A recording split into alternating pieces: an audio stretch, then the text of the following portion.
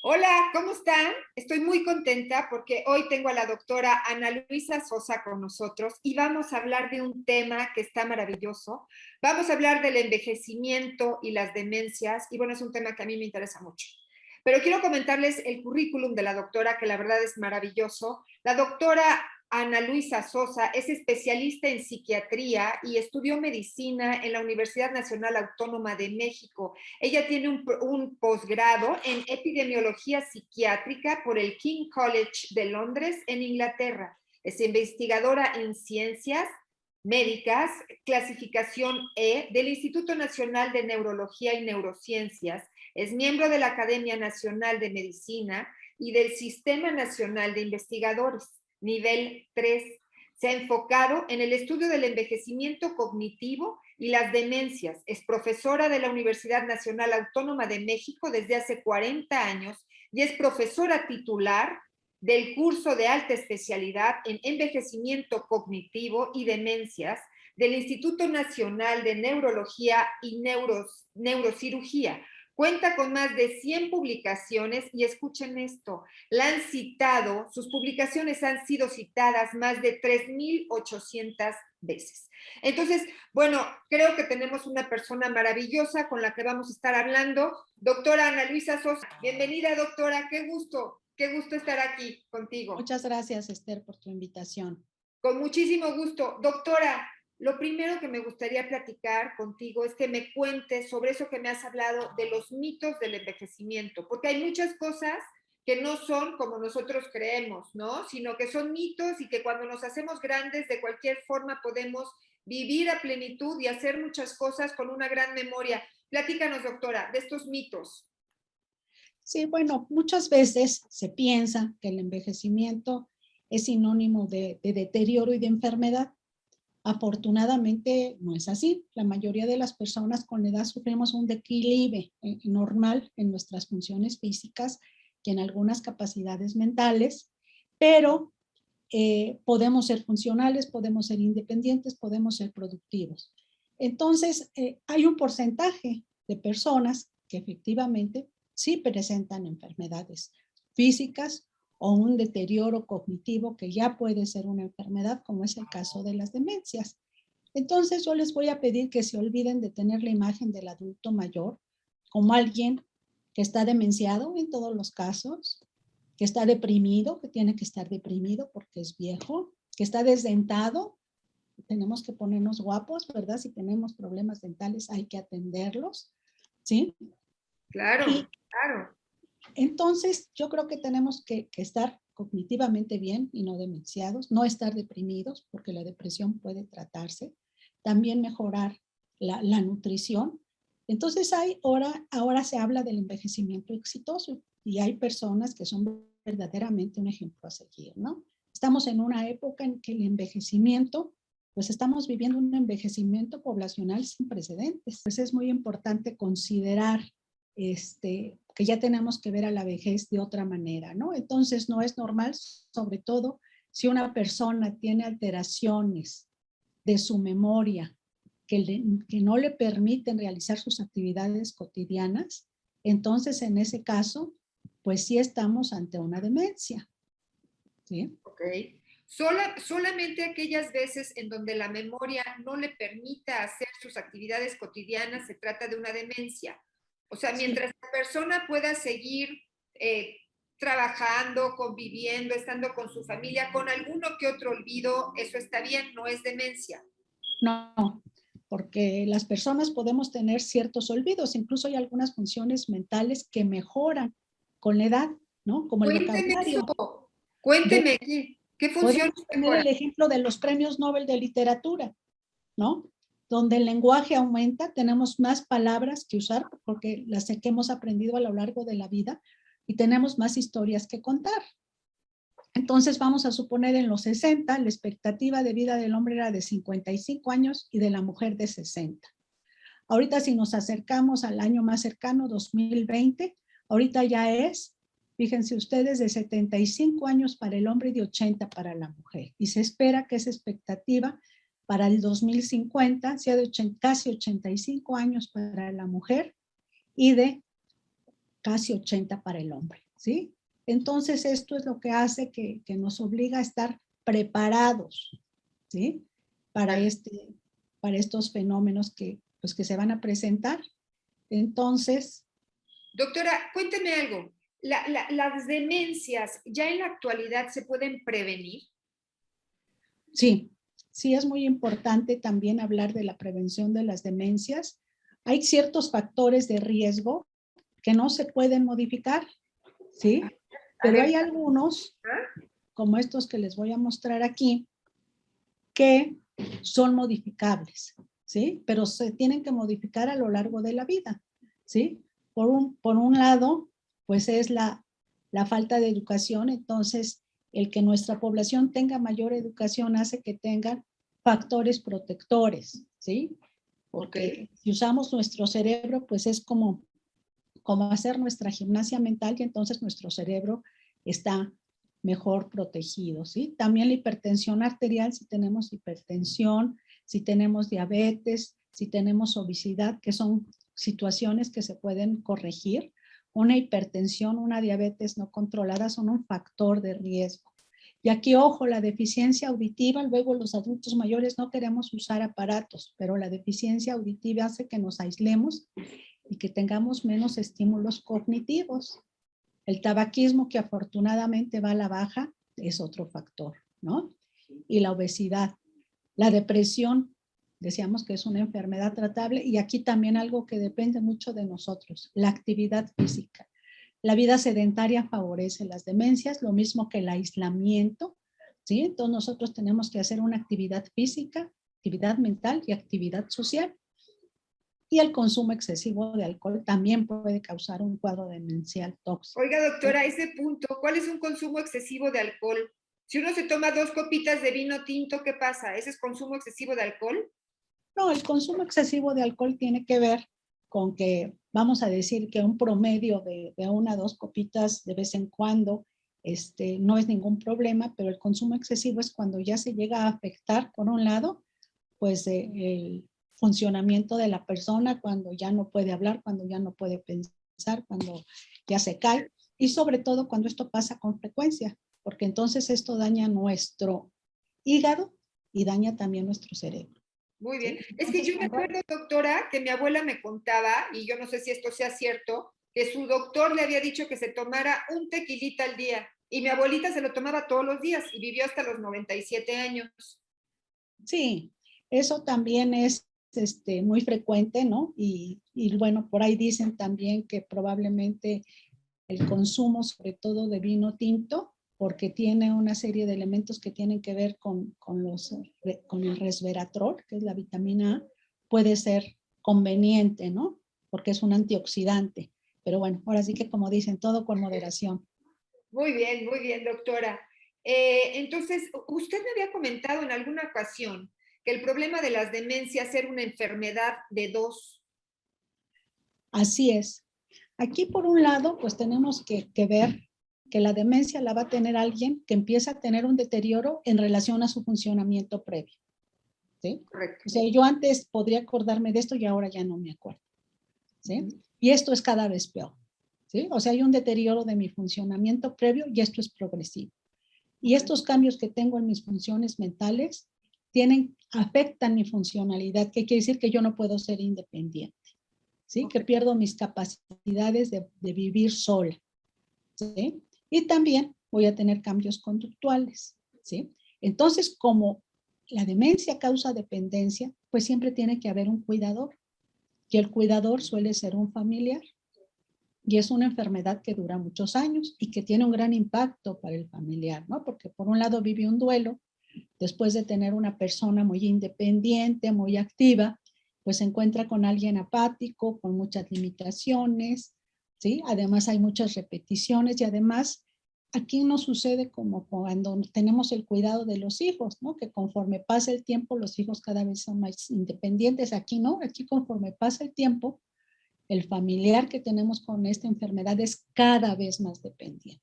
Empieza con algunas cosas que le tenemos que recordar, después a lo mejor ya le tenemos que ayudar a vestirse y a comer, y a lo mejor ya en una etapa más avanzada, pues hasta la movilización, ¿no? la alimentación, el control de esfínteres. O sea, esta enfermedad ya en etapas avanzadas afecta todas nuestras capacidades. Qué duro, Sí. doctora. ¿Usted qué recomienda? O sea, cuando se tiene la posibilidad de que lo cuide una persona externa, ¿qué es lo que usted recomienda a sus pacientes cuando nos topamos con esto? ¿Que sea un familiar que lo cuide o cómo? Yo creo que depende de cada situación de la familia, ¿no? Ok. Y familias, por ejemplo, me acuerdo de una paciente que le dije que tenía Alzheimer y tenía 7 hijas, ¿no? Y casi las 7 hijas se mudaban a la casa de la mamá al día siguiente, ¿no? Y otros, pues que tiene una hija y esa hija es la proveedora, ¿no? Entonces, bueno, lo mejor y lo ideal para todos, yo preguntaría qué es lo ideal para ti, ¿no? Ok. ¿Qué es lo ideal para mí? Ok. Lo ideal para nosotros, pues, es estar en casa y que nos cuide a alguien que nos quiere y a quien nosotros queremos. Ahora, no siempre se puede. Y muchas veces esto es más fácil de hacerlo en las etapas iniciales, ¿sí? Ok. Pero aquí lo importante es que sepamos cuándo la familia llegó a su límite, porque puede haber el colapso del cuidador, que a lo mejor ese cuidador necesita un espacio, necesita que lo suplan, que lo releven temporalmente, o a lo mejor ya no puede más y entonces es cuando necesitamos llevar a nuestro paciente a una institución. Cuando el cuidado que le puede proporcionar un familiar no es de calidad, ese es el momento. O cuando muchas veces el cuidador enferma, ¿no? O hay casos en que el cuidador se nos muere antes que el paciente por el desgaste mismo del cuidado, ¿no? Porque si es una persona también mayor que puede tener también otras enfermedades, pues también puede desmejorar su salud, ¿no? Me estaba platicando, doctora, que hay una diferencia a nivel cerebral que me estaba enseñando usted, donde se puede ver una demencia. Y ¿cómo son estos cortes? Si me platica lo que estamos viendo, doctora. Sí, aquí por ejemplo estamos viendo cómo es el envejecimiento cognitivo normal, el deterioro cognitivo leve y la demencia. Aquí estamos teniendo un funcionamiento diferente al que teníamos hace 20 años. Un poquito de disminución de nuestra memoria, alguna dificultad para aprender muchas cosas nuevas, podemos aprender muchas, pero no demasiadas al mismo tiempo, ¿no? Pero esto que me pasa a mí les pasa a todas las personas de mi edad. En el caso del deterioro cognitivo leve, ¿sí? Hay algunas funciones mías que están más disminuidas que mi contemporáneo. Por ejemplo, yo me olvido de más cosas que mi amiga y eso es notorio, pero sigo siendo una persona independiente. Y la demencia es cuando este deterioro, además de existir, es progresivo y llega a dificultar que yo pueda bastarme a sí misma. O sea, me convierte en una persona dependiente porque desarrollo discapacidades. ¿Sí? Oiga, doctora, a ver, por ejemplo, ¿usted qué recomienda para prevenir? Porque sé que ahora hay como muchas cosas para tratar las demencias, el Alzheimer y que son muy buenas. Entonces, si nos Sí, platica de esta nueva era, ajá. sí, ahí, por ejemplo, algo que es muy importante es que nosotros tengamos un estilo de vida saludable. Ok. ¿Sí? ¿Cuál es el caso? Por ejemplo, que hagamos actividad física, como ya me hemos señalado. La dieta es muy importante, ¿no? Con la edad, las personas empiezan a consumir carbohidratos con mucha frecuencia, ¿sí? Entonces, la dieta es algo muy importante para evitar el deterioro de nuestro cerebro. Y tenemos que tomar, por ejemplo, antioxidantes, ¿sí? Como es el caso de los frutos rojos y el nopal, que es algo que de nuestros alimentos es un antioxidante muy importante, Ok. ¿sí? Entonces hablamos de la actividad física, de la actividad mental, ¿verdad? Es muy útil jugar juegos de mesa, aprender cosas nuevas, un idioma, un instrumento, ¿sí? La actividad social, cuando estamos con los demás, nuestro cerebro trabaja todo. Ahorita que estamos hablando tú y yo, por ejemplo, está funcionando mi corteza occipital porque te estoy viendo, ¿verdad? Mi corteza parietal, estamos escuchando. Escuchando. Toda mi parte frontal, ¿verdad? Que está programando mis respuestas, ¿sí? Y la parte temporal, que es esta, que es todo lo que es la memoria y el lenguaje. Entonces, si ahorita nosotros pudiéramos ver nuestros cerebros, estarían así de activos. En cambio, si yo estoy solita, pues la mayor parte de mi cerebro está apagada. La lectura también puede ser algo, pero si es una gente es un lector de siempre, pues tampoco le va a representar mucho esfuerzo. Hay que seguirlo haciendo, ¿sí? Pero en cuanto a la lectura, también es bueno no solo leer, sino tratar de retomar el contenido de la lectura, ¿no? Vamos a suponer, si yo leo en la mañana, a lo mejor en la tarde, a ver qué leí de mi libro, en qué voy, qué sucedió. O sea, tratar de ejercitar la evocación. Ok, ¿Sí? ok. Platicarle a alguien lo que uno leyó, ¿verdad? También podría También, ser. por ejemplo, ahí son maravillosos los clubes de lectura. Claro, clubs de lectura. Ok, qué bonito. Ok, muy No está interesante. jugando, ¿sí? Y ahora platíquenos, cuando una persona ya está diagnosticada con demencia o con Alzheimer, que creo que el Alzheimer es un tipo de demencia, pero ¿qué Así es. cosas nuevas hay? ¿Cuál es ahora la esperanza de una persona quien se le diagnostica demencia? Bueno, aquí me gusta mucho que no me preguntes por la demencia senil, No porque la existe. demencia senil ya no se usa ese término porque sería como decir que todos los adultos mayores llegan a una senilidad o a una demencia y no es así. Entonces, la demencia, ¿verdad? Si nosotros vemos aproximadamente poco menos de 1 de cada 10 adultos mayores la pueden presentar, entonces son menos los que la presentan que los que no la presentan, ¿sí? Y entonces, Correcto. en este caso, pues es muy importante identificarla, ¿sí? Darnos cuenta que esta persona empezó a presentar este deterioro progresivo, que fue cada vez mayor, ¿sí? Ok. Y entonces, bueno, ahorita, entonces la prevención se dirige a todo esto. Y en lo que se refiere a la enfermedad de Alzheimer, ha habido muchos avances, ¿no? En el conocimiento de la enfermedad. Entonces, todavía nos falta mucho por saber, ¿no? Pero hay una serie de estudios como la tomografía o la resonancia con la cual yo puedo ver el cerebro de mi paciente por dentro, tener más de 200 cortes del cerebro sin tocar a mi paciente, ¿sí? Todos los estudios de imagen nos ayudan mucho, además de la evaluación clínica, a poder identificar la enfermedad. Pero hay muchos más estudios que tienen alto costo y que requieren de alta tecnología.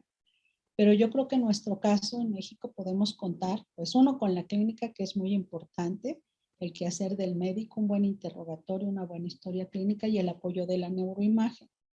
Entonces ahorita se están desarrollando ya en diferentes, ahorita por decirte algo, hay más de 200 fármacos que se están estudiando para tratar de mejorar la enfermedad de Alzheimer, ¿no? Y si fuera posible curarla, yo eso lo veo un poco difícil, pero bueno, si logramos modificar su curso, si logramos evitar que ese cerebro se haga chiquito tan rápido, ¿no? Atacando algunas proteínas que sabemos que atacan el cerebro, bueno, pues eso yo creo que sería un gran logro, porque entre más adultos mayores va a haber, pues eso se va a traducir en que vamos a tener más personas con Alzheimer.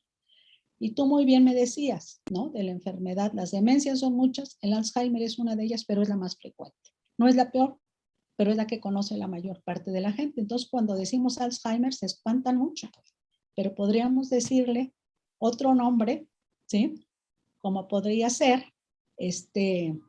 enfermedad de Creutzfeldt-Jakob, ¿no? Que es una demencia que tiene una muy rápida evolución, pero que nadie la conoce, ¿sí? Y entonces la palabra Alzheimer ha sido ya tan difundida que ya causa pavor, ¿no? Entonces ya se están estudiando en muchos países medicamentos que puedan modificar la enfermedad, es decir, que tengan un impacto más importante en la evolución del padecimiento. ¿Sí? Y bueno, esto de alguna manera nos va dando la confianza de que podremos con el tiempo ir accediendo a tratamientos que sean más efectivos. Pero por lo pronto, algo que es muy importante, uno es el diagnóstico, para que la familia pueda entender lo que le pasa a su familiar. Porque de pronto sucede que alguien tiene problemas de memoria, no se acuerda algo que le dijeron hace 3 minutos, ¿sí? Pero se acuerda de cuando hizo su primera comunión, cómo iba vestido. Y entonces la hija dice, pero si mi papá tiene una memoria, ¿te acuerdas de cosas que yo no me acuerdo, doctora? Y yo creo que se hace, ¿no? Y no, lo que pasa es que cuando perdemos la memoria, la perdemos de lo más nuevo, es lo que se va borrando y lo que permanece fue lo más temprano. ¿Por qué? Porque esa información se grabó cuando mi grabadora era nueva. Y ya después empieza a redar toda la información, ¿sí? Y entonces va perdiendo lo más reciente porque ya no estamos pudiendo aprender nueva información. Ok, doctora, le agradezco muchísimo esta plática. Estamos poniendo en pantalla sus teléfonos. Creemos que es usted un gran médico con una gran experiencia en torno a demencias.